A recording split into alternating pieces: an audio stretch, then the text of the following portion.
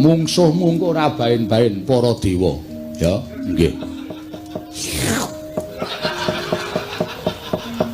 Tak dilat mbun-bunamu kowe ora kena lara luputing pati. Kowe ditamani gaman apa-apa ora temomo. Kowe mungsuh dewa menang bengi iki. Estu, Pak. Domongi kok. Matur nuwun. Adimu belani nggih ngestakaken dawuh. Bun-bunan kula, Pak.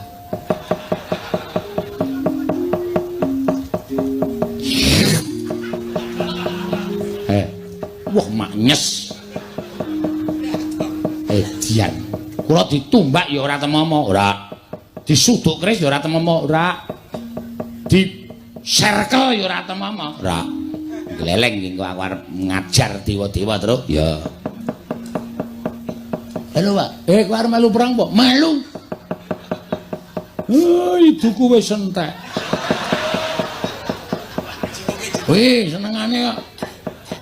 Liyane wis waton teles. Aku ora kepoyo. Gak kumer. Eno. Lara dikai aku ora. Wis. Wah, edan. Nang mripat Padang ya, Tru. Ketetesan soalé ngono. Kula mboten lega ora sing manah kula.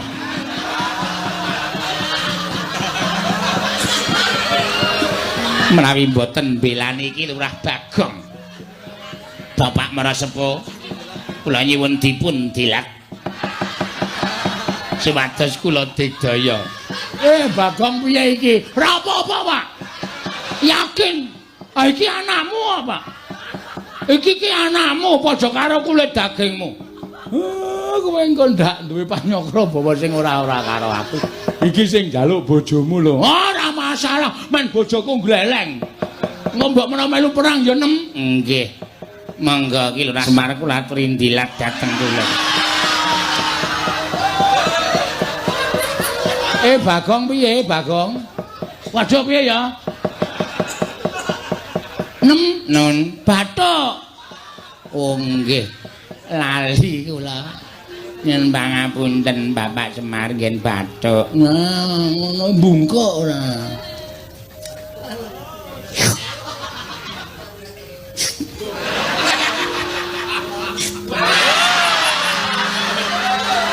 Ngene wae Mer. Ya saiki dijajal kadegdayane.